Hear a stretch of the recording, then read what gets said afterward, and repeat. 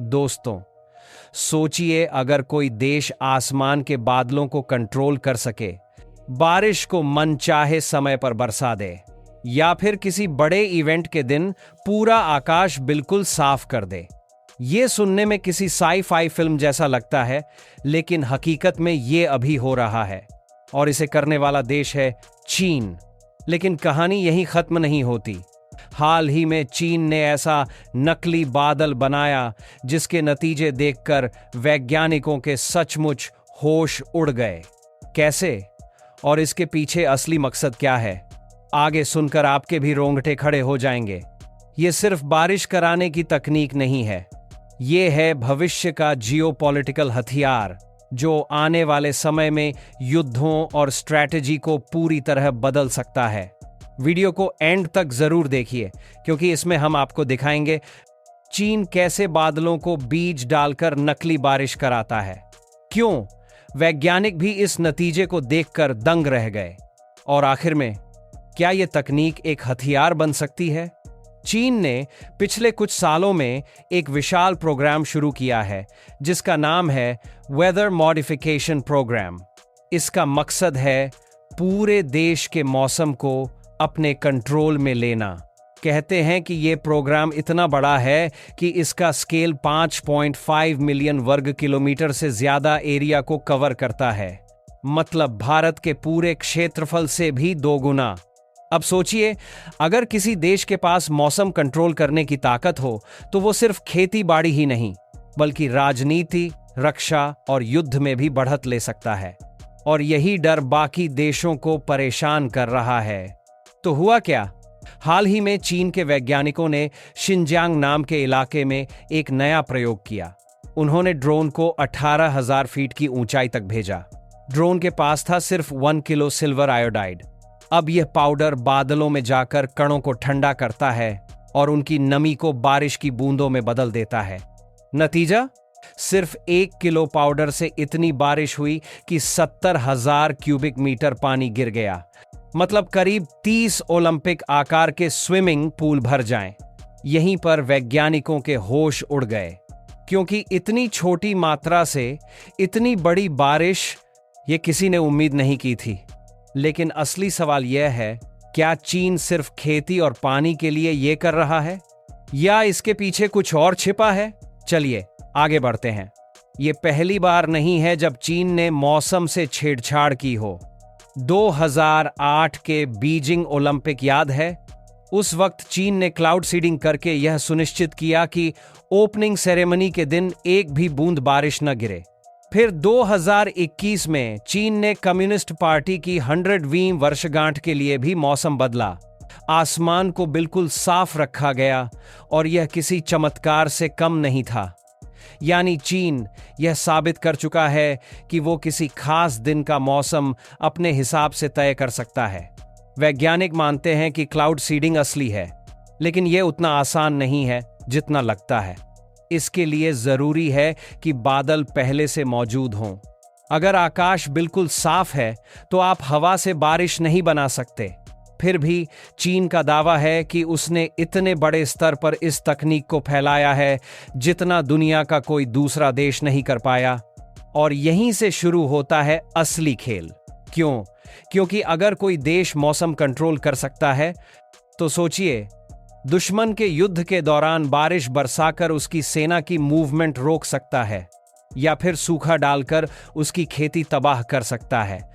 क्या ये एक नया वेदर वेपन बन सकता है?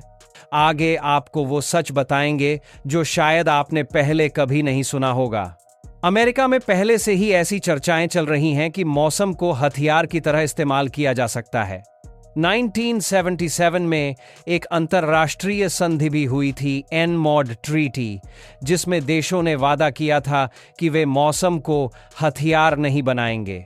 लेकिन सवाल है, क्या चीन इस वादे को निभा रहा है, या फिर चुपचाप एक ऐसी ताकत विकसित कर रहा है जो कल को युद्ध के मैदान की दिशा बदल सकती है? आज चीन क्लाउड सीडिंग को खेती और सूखे से लड़ने के लिए इस्तेमाल कर रहा है, लेकिन अगर कल ये तकनीक जंग में उतारी गई तो हालात खतरनाक हो सकते हैं।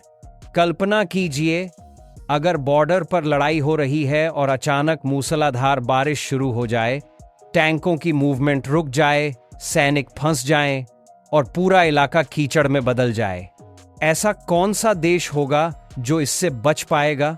इसीलिए वैज्ञानिक इस ताजा प्रयोग से चौंक गए। 1 किलो पाउडर से इतने बड़े पैमाने पर बारिश होना, ये दिखाता है कि चीन की तकनीक कितनी एडवांस हो चुकी है। कई एक्सपर्ट मानते हैं कि अगर यही प्रयोग लगातार और बड़े पैमाने पर किया जाए तो पूरा क्षेत्र का मौसम बदल सकता है, और यही चीज दुनिया के लिए खतरे की घंटी है। लेकिन दोस्तों, असली ट्विस्ट तो अब शुरू होता है। चीन सिर्फ क्लाउड सीडिंग या नकली बारिश तक सीमित नहीं रहना चाहता। रिपोर्ट्स कहती हैं कि बीजिंग अब इस प्रोग्राम को अगले स्तर पर ले जाने की तैयारी कर रहा है, स्पेस से वेदर कंट्रोल। सोचिए, अगर सैटेलाइट से बादलों की नमी और मूवमेंट को डायरेक्ट किया जा सके तो किसी भी इलाके में मनचाही बारिश कराई जा सकती है या आसमान को पूरी तरह साफ रखा जा सकता है। ये तकनीक केवल चीन के लिए नहीं बल्कि पूरी दुनिया के लिए चौंकाने वाली होगी, क्योंकि मौसम पर कंट्रोल का मतलब है खेती, पानी, इवेंट्स और यहां तक कि जंग का पासा पलटना। अगर चीन ये कदम उठा लेता है तो वो सिर्फ अपने देश का नहीं, पड़ोसी देशों और दुश्मनों का भी मौसम बदल सकता है। ये सोचना ही डरावना है कि भविष्य में बारिश, तूफान या सूखा सब किसी एक देश की मर्जी पर तय हों। क्या ये भविष्य की सबसे खतरनाक स्ट्रैटेजी होगी या फिर दुनिया इसके खिलाफ खड़ी होगी? यही वो सवाल है जिस पर हम अगली बार एक डीप डाइव वीडियो लेकर आएंगे। जुड़े रहिए, क्योंकि ये कहानी अभी अधूरी है। तो दोस्तों, अब असली सवाल आपसे है, क्या चीन वाकई इस तकनीक का इस्तेमाल सिर्फ खेती और किसानों के भले के लिए कर रहा है, या फिर ये धीरे धीरे एक ऐसे गुप्त हथियार का रूप ले रहा है जो आने वाले युद्धों का भविष्य बदल सकता है? सोचिए, अगर किसी देश के पास मौसम को कंट्रोल करने की ताकत हो तो वो बारिश, तूफान या सूखा अपने हिसाब से किसी भी जगह पर ला सकता है।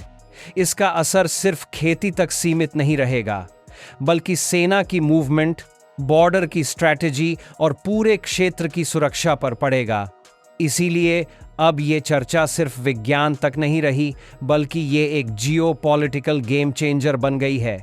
दुनिया के बाकी देश भी इस पर नजर रखे हुए हैं, क्योंकि अगर चीन ने मौसम को हथियार बना लिया तो ग्लोबल बैलेंस ही बदल सकता है। आपका क्या मानना है? क्या ये तकनीक दुनिया को बेहतर बनाएगी या इसे और खतरनाक? अपनी राय हमें कमेंट्स में जरूर बताइए। अगर ये वीडियो आपको रोमांचक और जानकारीपूर्ण लगा हो तो इसे शेयर कीजिए, क्योंकि याद रखिए, आने वाले समय में मौसम भी एक हथियार बन सकता है। हम अगले एपिसोड में मिलेंगे, जहां हम इसके स्पेस वर्जन पर गहराई से बात करेंगे। तब तक के लिए जय हिंद।